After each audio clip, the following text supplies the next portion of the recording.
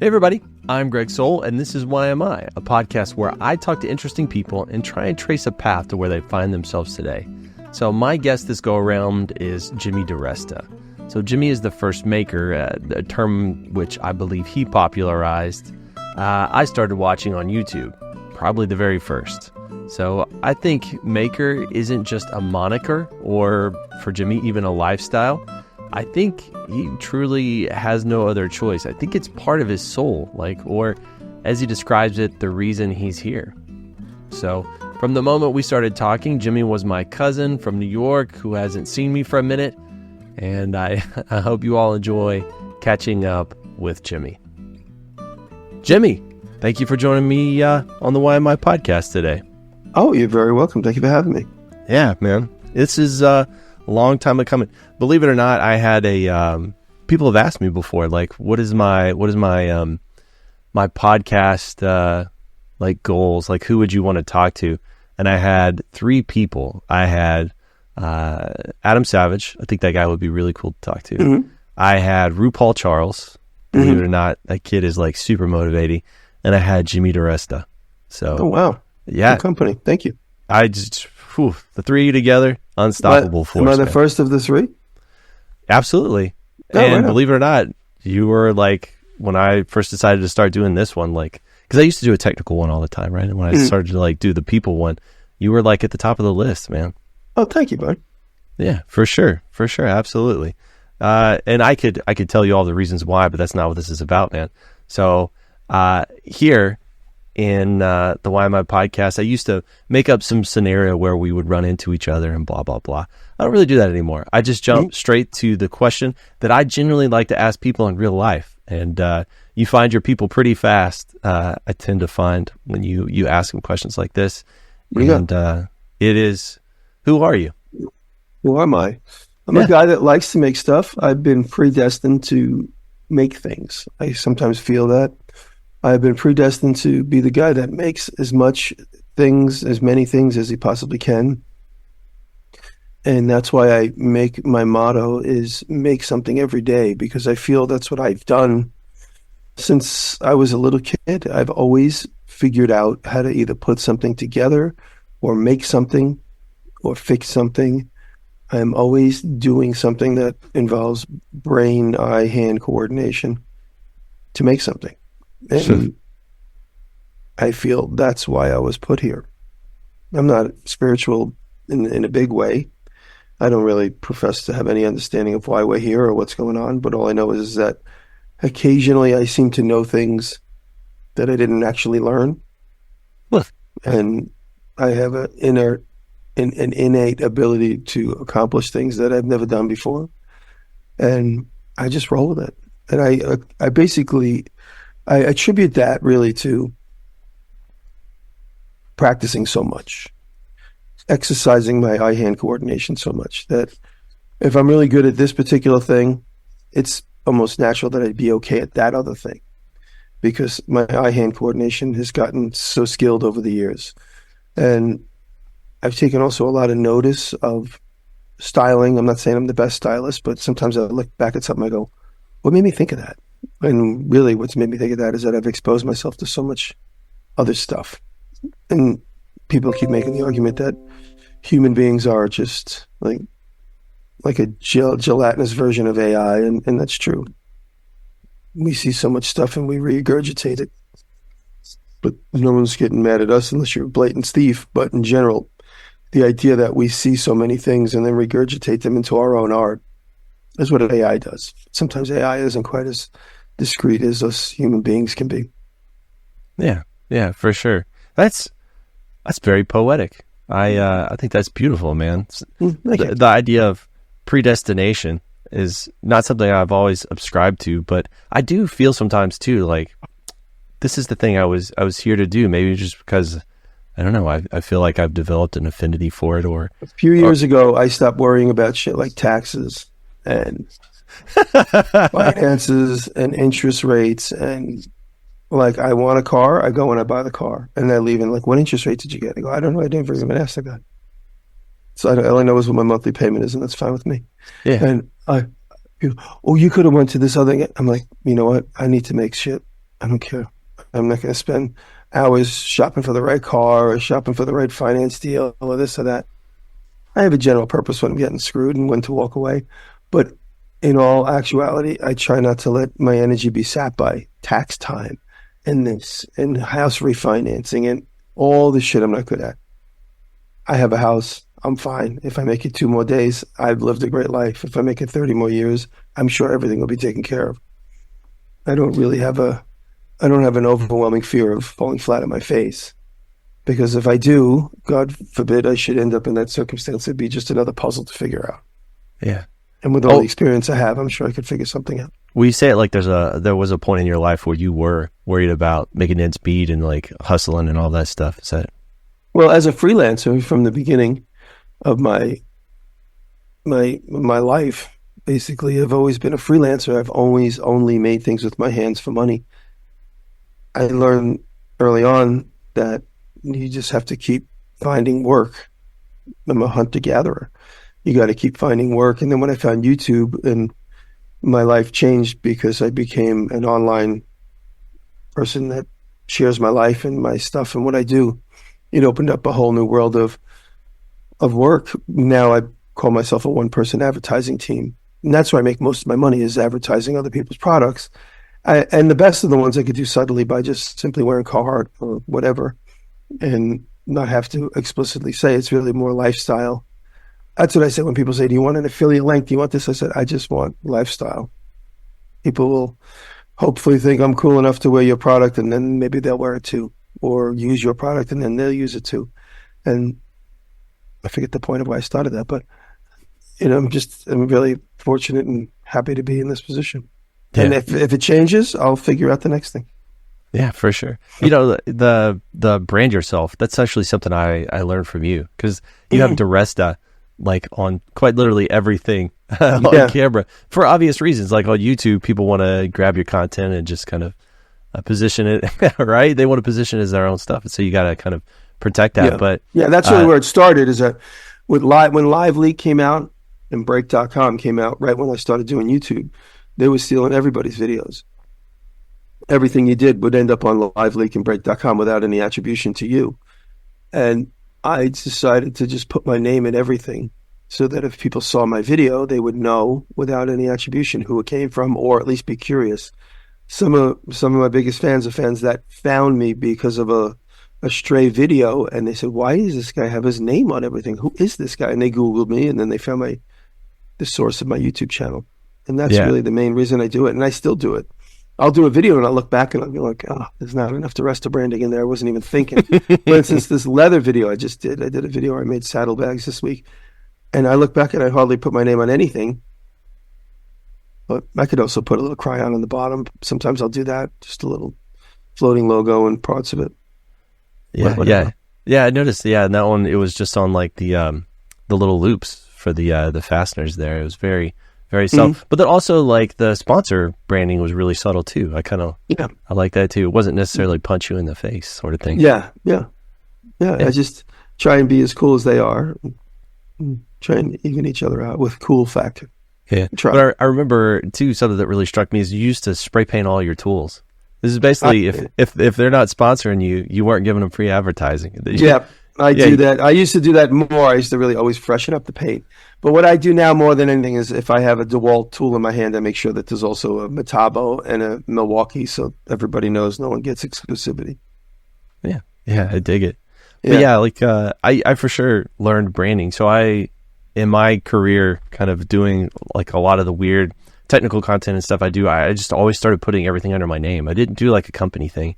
And it's funny, like I would go to conventions and like people would know my name. They'd recognize me, And so it actually started working. It depends on what you want. If you want to be a personality where you can get paid for speaking engagements and that type of stuff, you really do need to brand your name. I do speaking engagements sometimes, but you really need to brand who you are and your name and your general celebrity. Because if you go by the wood chipper, half the people only know you as the wood chipper, and you're just a nameless, in some cases, faceless person, the wood chipper. There are still fans that I have and friends in this business.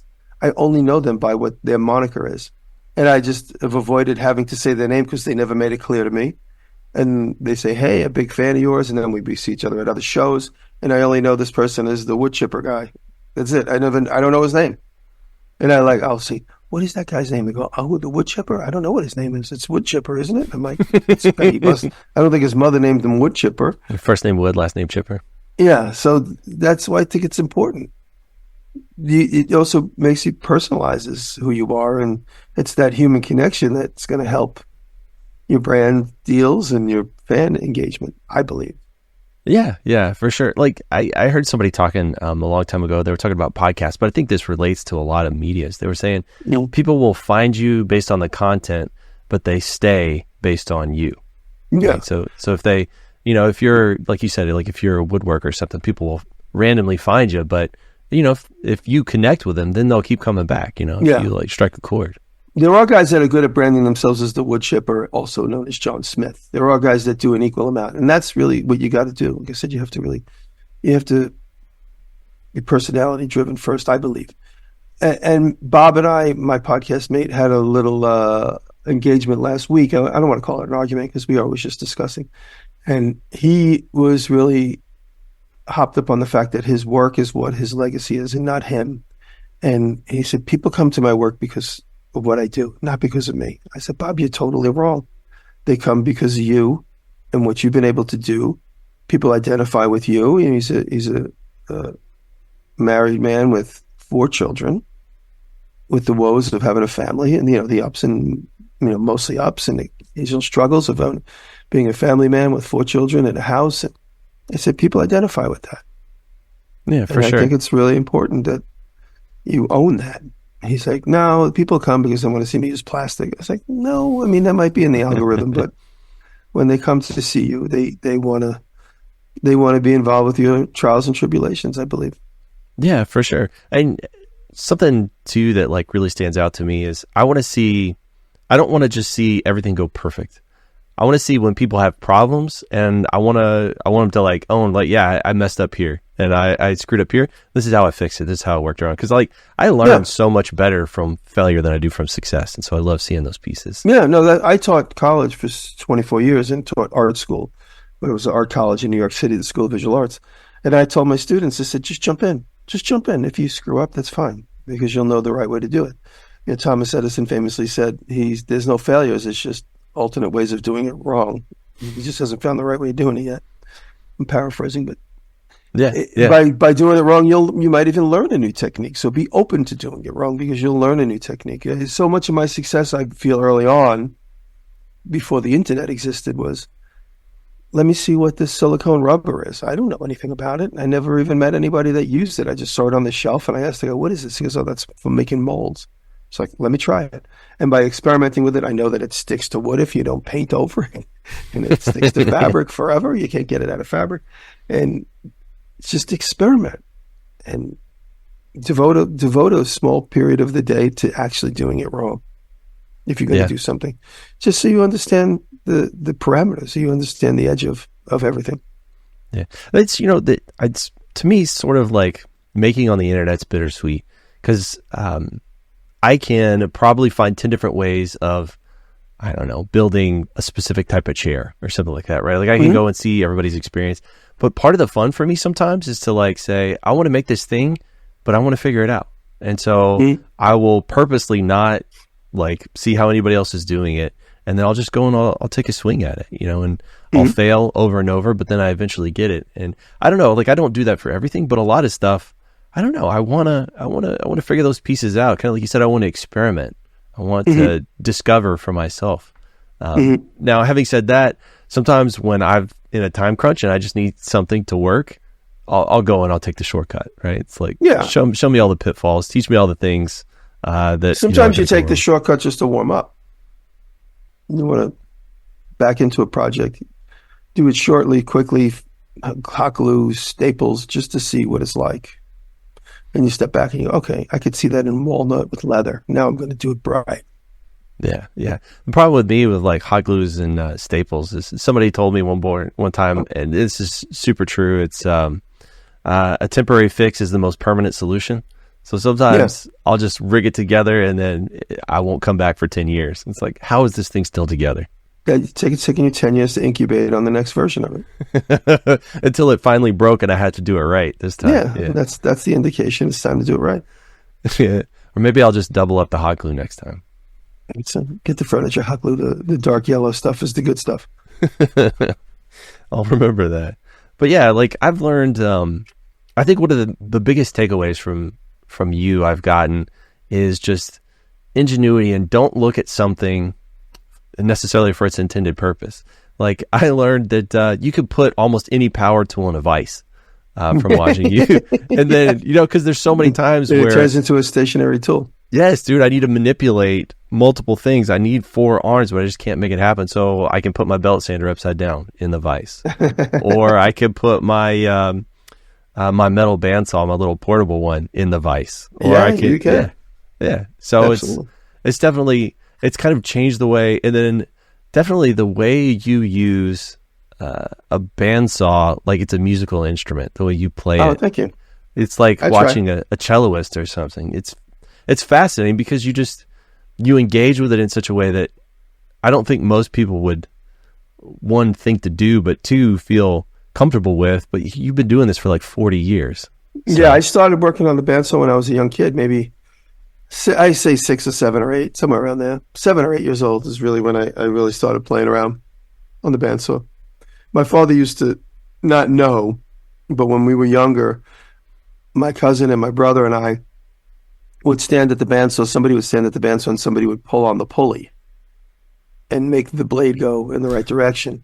So we would cut things human powered, which is safe because it's not on, there's a human at the wheel literally telling you, okay, it hurts, stop. Yeah. This is an electric motor. And then as we got older and we were able to reach the shut-off switch at the top, my dad had a shut-off switch on the ceiling. And at first we didn't really know where it was. We'd walk in and all the lights would come on. And then when we started to realize where it was, we could smack at it with a stick when he wasn't around. And now the top of my head hits that switch. It's crazy. It's still in that shop. Yeah, that's so funny. I mean, I know, like, because from watching your videos, your dad has taught you a lot of stuff, but it also seems like he gave you room to learn on your own too, which I think is really cool. He did. I was always a curious mind, and he would get me set up in a certain thing, and then I would play with that thing and within the parameters, and then start experimenting outside the parameters. And he would be like, "Wow!" He was always encouraging. He would always be, "I can't believe what you did with this. I never would have thought to do that." And then I would take that and be like, "Okay, what can I play with next that I could expand on, change, play with, push to the limits?" Do you think you got, because I mean, a big part of who you are is teaching and giving. And I don't want to get this wrong, but I think I heard you say one time something akin to like, all this knowledge that I've amassed, it's not mine to like hold and like hoard, it's to give away. Yeah, I guess I might have said that in one way or another, but yeah, it is true. It's just passing through. We're all just passing through, and I'm just passing through. And as a teacher, I was a teacher for a bit over at the School of Visual Arts. I think I said that already. When I was a teacher, one of the most rewarding things was watching somebody come in, a 20-year-old that's a little disillusioned with their choice of major at school. My school, it would be fine arts, or it would be graphic design or computer arts, many others, but in the general field of commercial art. And people be disillusioned, and then I'd show them what I do, and then all of a sudden you see the spark ignite, and they would come to me at the end of the semester. They go, "Now I have a direction. I know exactly what I want to do." Sure. Prior to coming to your class, I didn't know what I wanted to do. And that's one of the most rewarding things. Or when I hear somebody that stays in their chosen field, but they totally respect what I do, and they call me, they're like, "I'm a magazine editor now for 20 years. And the other day something broke, and I was the one that was able to fix it because I remembered what you taught me in the 90s. And stuff like that is amazing. And I still talk to and communicate with a lot of my students over the years. 25 students a semester for 24 years. It's a lot of kids. That's a lot of kids. Yeah. It's a lot of kids. And they're all adults now. They were adults when they were my student, but they're well ingrained in the working community, and they all have amazing jobs. I've gotten hired by some of my students that are in much bigger jobs than I'll ever have. I have students at Vanity Fair, students at the New York Times, Viacom. It's just one of the most rewarding things. So when I started doing YouTube, if the student missed a class, I made sure when I got on YouTube that I did a video version of all my classes. The regular fan might not know that, but these were video builds that were on my curriculum, or lessons that were on my curriculum. I turned into a video build. And I would send them that clip. Watch this clip. This is what the homework is. Watch this clip. This is what we taught in class today. And if you need more, let me know when I see you next week. So it became a really good teaching aid. Where does this come from? Like this, I want to teach, I want to disseminate this information. Like, obviously, I see the benefit. Like, it makes you feel good to, well, I mean, one is people were paying you to teach. So, I mean, that makes sense. But two, like, you know, what are you really getting out of this thing? It seems like, you know, being able to build and mold. But, like, where does that drive come from? I honestly attribute it to my dad. My dad was always very curious and very, very social. Whenever we'd go out somewhere, we'd have us all like hanging on the car, waiting for him to be done talking to some stranger he just met in the street. And even as he got older, he loved going to flea markets and garage sales. Really, honestly, more for the social aspect of it than for what he would find. Of course, he loved both of them. And I feel in the same way. I find myself talking to people a little bit too much, too long, to the point where they get uncomfortable. And I'm like, okay, I got to get out of here. But I really got that from my dad. And my brothers and my sister were all the same. Very social. And my mother was very open and honest and never mince words. So we got that from my mother. So I think it's just the upbringing we had. And my dad would always love to share information. He would find a tool and he couldn't wait to show somebody else how to use it. Like, look at this thing. Because to him, it was almost magical that he was able to figure it out. And he couldn't wait to share it with somebody. If we find, you know, there was always, growing up, there was always that, like, what is it? What is this odd thing we found at a garage sale for $1 from the turn of the century? What the hell is it? Mr. Pete on YouTube does that now. He'll do what the hell is it? And he'll do a video where he'll show 4 or 5 things and you got to figure out what they are. And then he'll do a follow-up video explaining what the use is. That's cool. So that reminds me of going around with my dad. But yeah, I really believe that my social interaction, wanting and ability and skill is really from watching my dad. Yeah. I mean, my brother became a stand-up comedian and he says it's because my dad was a stand-up comedian, but not officially. Yeah, I know when we got on this podcast, it seemed like you'd known me for like 10, 15 years. You just picked up and went. Yeah, well, I mean, we're all the same. We're all the same. You don't know many strangers, do you? Not really. That also comes from living in New York for 25, 30 years. You're on the street corner and a crazy homeless person walks right up to you and goes, "Hey, man." And you go, "Hey, what's up? How you doing?" He goes, I'm good. What's going on?" You disarm them. You just learn to, and then all of a sudden you're friends with this complete mental case. You're friends with them. And then they respect you because they realize you respect them. Versus being all defensive and then them being defensive and them being intimidating like they want to be. You know, a lot of people in New York City walk around hoping to intimidate people. And I never was intimidated by anybody that I would meet in the show. I was in the Lower East Side. In the 90s, it was a very rough place. Everybody assumed I was a New York City police officer undercover, that why would you move here otherwise? Why would you live here? I said, I like the energy. I like the crazy underworld. I like all the wackiness about it. And there was lots of regular, normal working class people, but the wackies and the crazies and the junkies, I was friends with all of them. I was friends with the big drug dealers that protected the neighborhood. They liked me. I would give their kids toys because that's what I did at the time. And I just respect everybody to some extent. Always just be respectful. You could be cautious and on guard, but you don't have to show it. You could be. These wacky dudes would come up to me and I just watch their hands and say, "Hey, what's going on, man? You got $1?" I'm like, "Yeah, I can give you $1." I don't have to be like, "I'm not giving you $1. You go to work." Well, okay, here's $1. And then the next time I see that person, they got my back. Because in my neighborhood, you see the same people all the time. Here's a funny story that I remember. This guy who used to always sit on the front steps of my building. I didn't know what he did. He would just always sit on the steps drinking a beer in a bag. He looked like he had a job. He did not seem homeless. I don't know what he did, but he always had the time to sit outside all day long and drink a beer. Maybe he was on the dole or whatever. Nice guy. We talk and he'd tell me about old neighborhood stuff. And one day he says, "You got $5?" It's like, yeah, sure. Give him $5. I don't want to be like, no, you got to go to a job, get a job. Gave him $5, and he never asked me for money again. But then years went by, and he faded, and I never saw him. And one day, this is like 5 years later, I'm walking through. This is 100% true. I'm walking through Union Square, Manhattan, at like 4 or 5 in the morning. I was probably coming home from a long date with somebody, and I was like, you know what? I love the city when there's nobody around. Let me just walk. I'm walking, and right in front of Union Square Park, I bump into this guy. I go, yo, what's up, man? How you been? I haven't seen you in a long time. He's like, hey, Jimmy, what's up, dude? He goes, hang on a minute. He reaches in his pocket and goes, here's that $5 you lent me. Like 5 or 6 years later, it was the funniest New York moment. It was just so funny. I was like, if this was in a script, people wouldn't believe it. But that's New York. And yeah, I think the way that New York stuff comes City, back to you. New York City has a lot to do with my character development.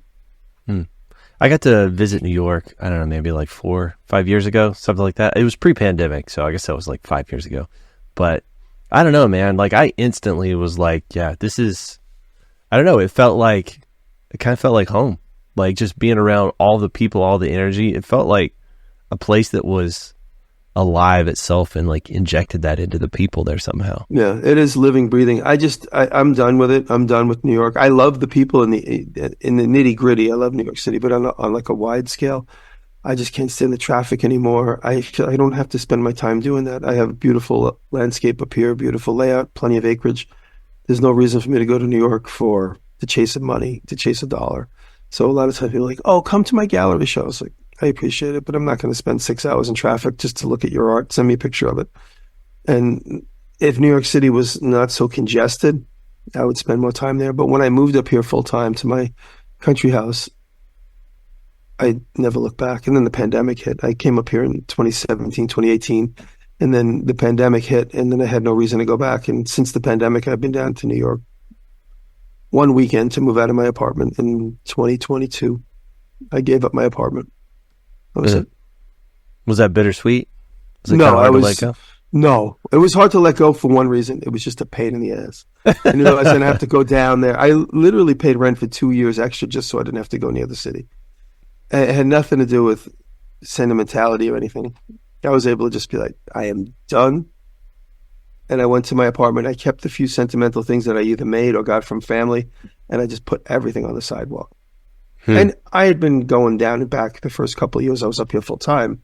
So I always knew this would come. So all of my all my photography, all my cameras, everything that meant something to me that I would be upset if the building burned down or if I got robbed, I just slowly would bring everything upstate. So when it came down, it was a real fast edit that last day I was there.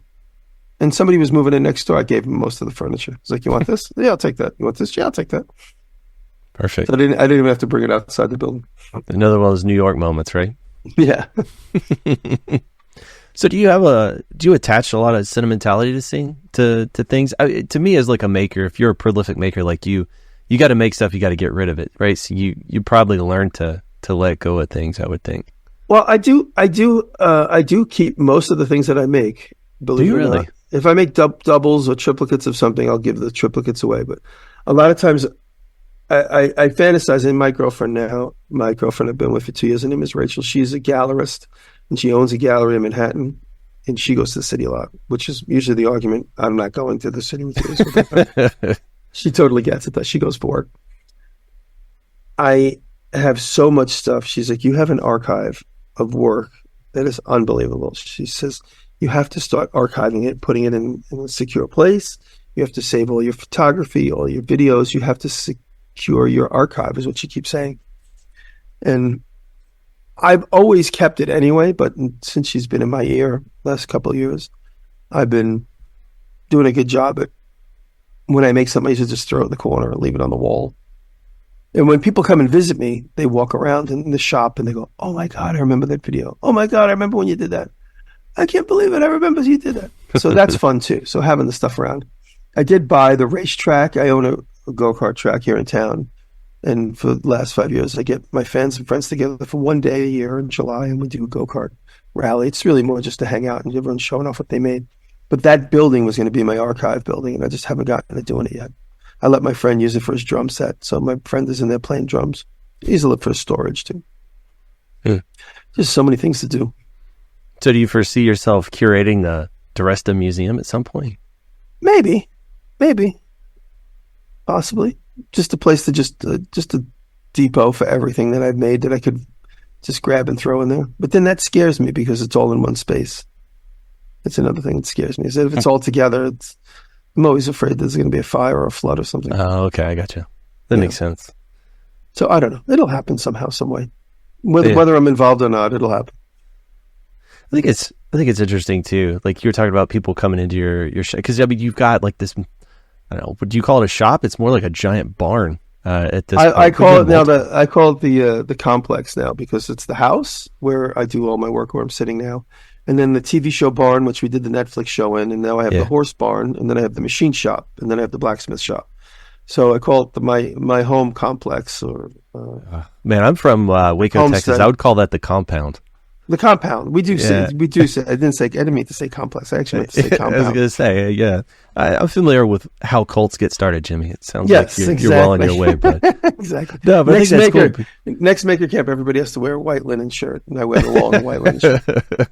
All drinking Kool-Aid. But no, I think it's interesting how, to me, it seems kind of a departure. Like the idea of having a space where people are just meant to go and like look at the things you've created. That seems so foreign to like you and your brand, because like to me everything you do is like it's like a working space. Like it doesn't seem like you have anything that's not purpose for like, hey, this is positioned to like I'm going to make stuff, I'm going to use something in this area. I do use mostly everything. It's funny, in the video where I just made the saddlebags, Brian Prusa said it's amazing to watch you use, because when Jimmy uses all three shops, you know it's going to be something big.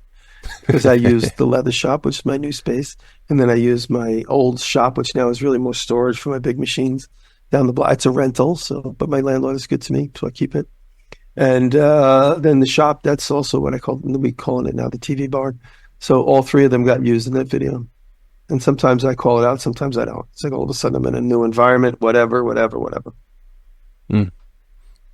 So TV barn, I love it. The TV barn, it's full of interesting things, and like I like how you've turned building the TV barn into like material, like just bringing all this stuff, and also like how because you were doing collaborations before, it seemed like a lot of people were, you just have friends that were makers and you'd have them come over and help you build one thing or another. So I found a bunch of people. Like I found golly, his name escapes me right now, but it was the guy who skinned it, did the roofing. He's got a YouTube channel. Started watching. There's RR Building. Yeah, Kyle, who did the main structure of the TV barn, and then David, the Mexican carpenter. That's his brand, David, the Mexican carpenter. Him and his team did the exterior. They did the finished exterior, the windows, the cement floor. Yeah, and then Patrick, my good buddy Patrick, did all the electrical engineering for the whole building. Yeah. And then you've got like your old Ford truck you got from Derek from Vice Grip Garage. Oh yeah, Chevy. Watch it. Oh, Chevy. I'm sorry. I know you're from Texas. You know the guys like Ford. You guys in Texas think all trucks are Fords, by the way. I got from Derek from Vice Grip Garage. He and I connected. We made friends. I gave him some advice on his early on in his TV show, and we connected. And he says, "What are you looking for?" I said, "I'm looking for a square body flatbed." And 2 days later, he's like, "I just found this." He goes, "I'll buy it anyway." He goes, "But if you want it, I'll buy it for you." And I bought it from him. We had it shipped here. And I did that video where I restored the rockers and the cab corners and stuff. And that's a truck. I wouldn't say it's a daily driver, but it's always ready to go. It's here when we need it. It's in my yard right now. It starts right up. Yeah. It always fascinates me how like the maker community really is a community. Like you guys start just actually becoming friends together, and it's just more fodder for me to waste time, I guess. But it's really good. The best thing about the community is that we have people like, for instance, Derek Berry, who's in a stratosphere right now. He's obviously doing extremely well financially. Oh, he's going crazy, and he deserves it. He's extremely talented when he knows about cars, and he's just funny. That's another thing too. He's a funny, really likable guy. But when it gets down to it, we all know our place. We all know that I have this many followers and my videos are worth this much, and so there's no real competition. It's not like I'm going to be jealous that this person did that or that person is doing that before me or after me. And it's just a great community. That it's such an equal playing field that anybody can enter this game and be as successful as the biggest guy. Anybody can enter it. Doesn't matter what race you are, doesn't matter anything. You can come in as long as you make fun stuff, you're making fun stuff. We have all types of people in this community and they're all welcomed. And that's what's really one of the most beautiful things about it, is that it's a level playing field for everybody. I wonder, it's like chicken or egg sort of thing, kind of in that thinking, like how giving people are, but a lot of makers, yourself included, big time, as one of the OGs there, is like you have these techniques, these things that you're building and making, and you're just freely giving that away. You're telling people how to do this. Like, hey, I want you to do this too. You're encouraging them. And so it's like, I think a lot of you walk in with this sense of, I want to freely share all this stuff. And to me, that doesn't sound like somebody who wants to hoard and hide and be selfish and jealous of all these other people. So I feel it's funny because there are those people, and I can't think of a good example right now. I have to get together with my friends and brainstorm up, but there are people that are a little secretive and a little odd, and they don't come to events and they just fade away. And all of a sudden it's like, hey, what happened to that guy that used to do that thing? I haven't seen him in a while. And then someone will pull up his channel. Like, he hasn't posted a video in 2 years. Well, I guess he went back to a regular job. Yeah. But he was always weird anyway. That's always. There's this, like in the technology space, there's this, I think his name is Aaron.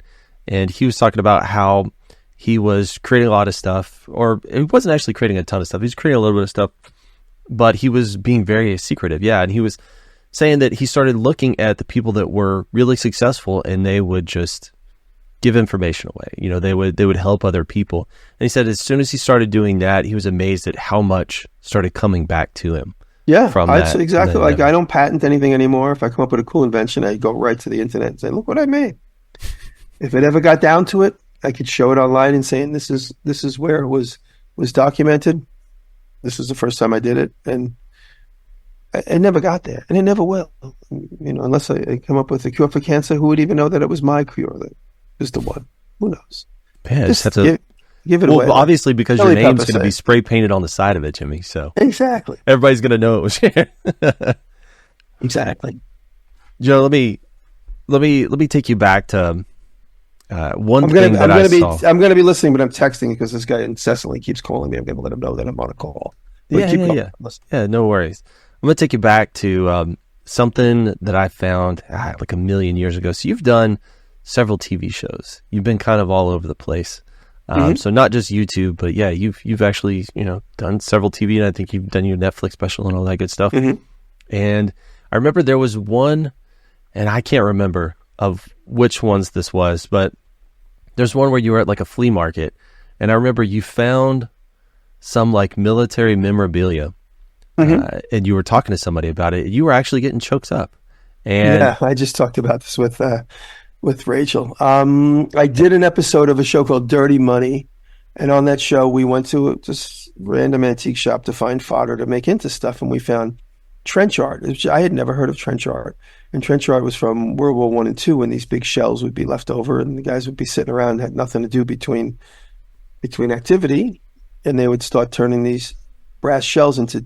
They would do reprise on them and make them into these beautiful shapes and styles.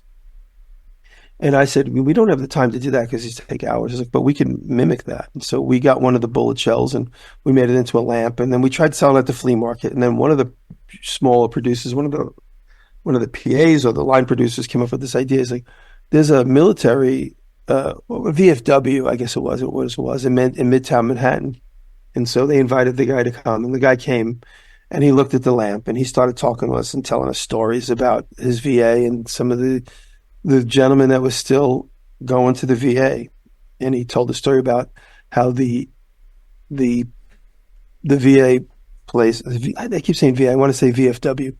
Now the VFW does not have, I wish I could remember precisely. It's in that episode, but it's not necessarily VFW. It's more of, it's like a club for veterans. Yeah. Of World War II and World War I, and mostly World War II.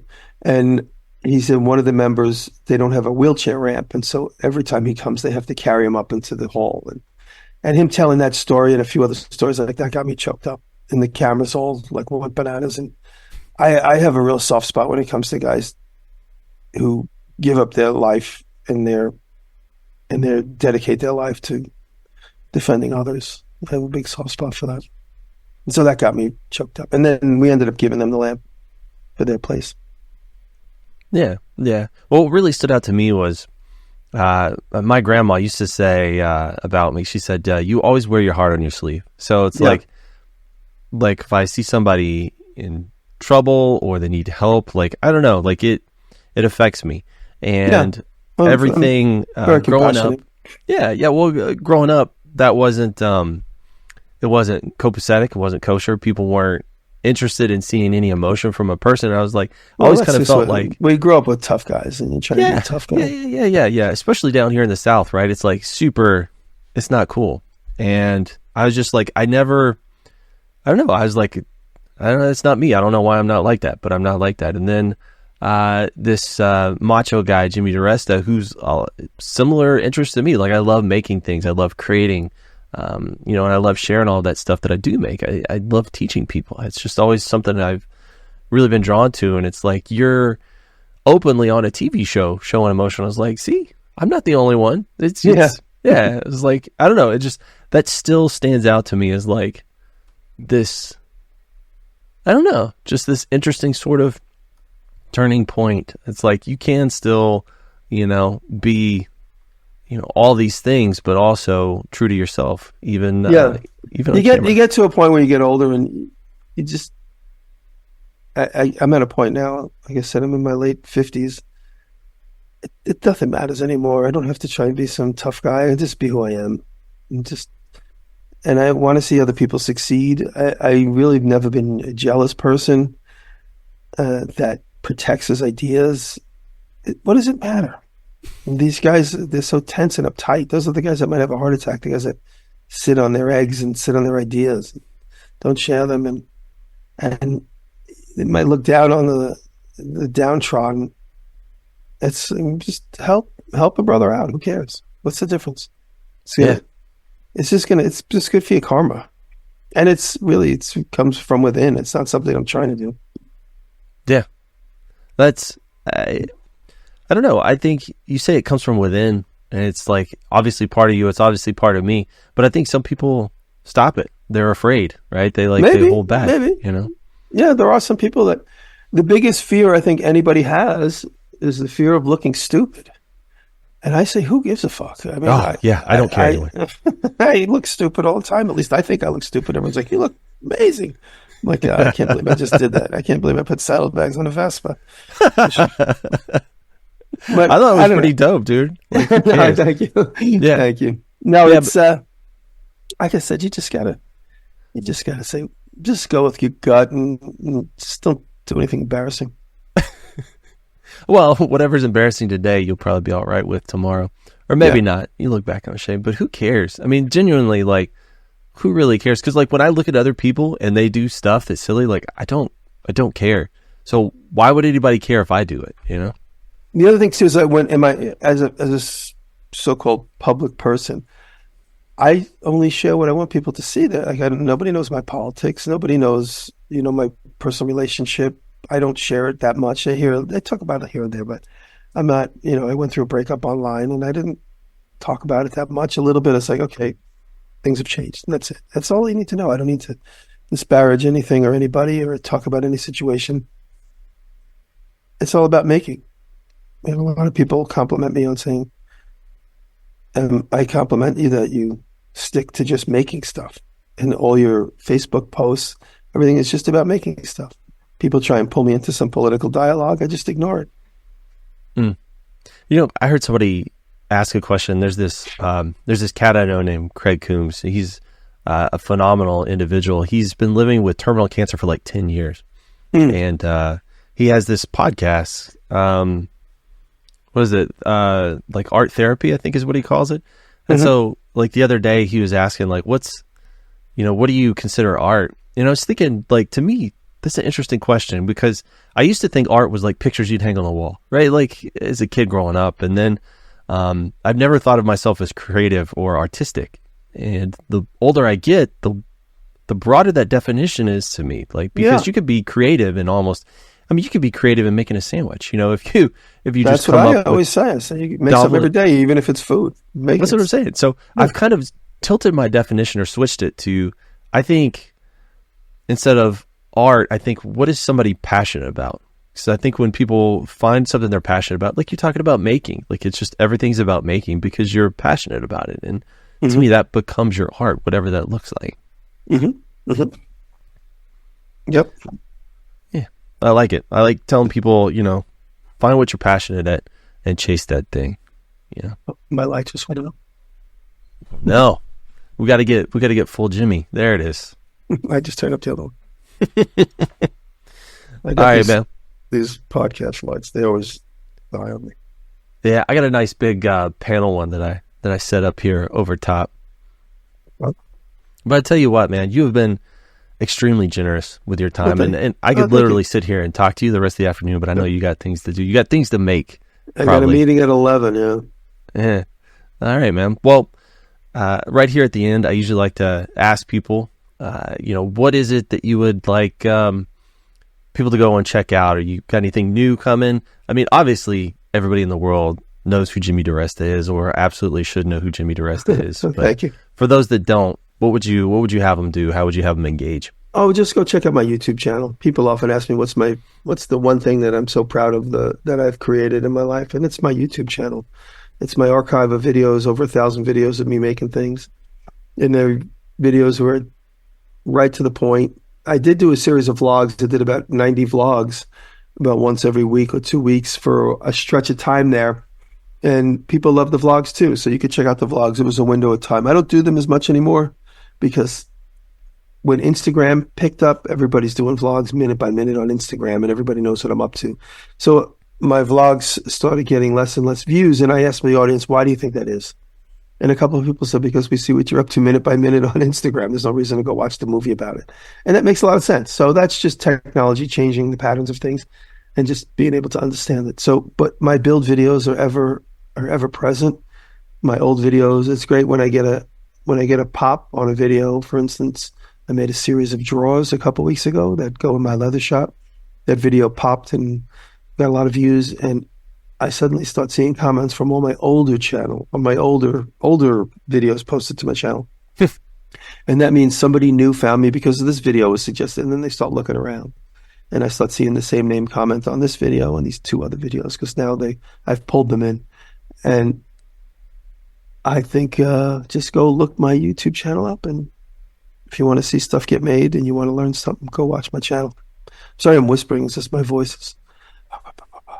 I got a cold, and the more I talk louder, I feel like my voice is getting squeaky.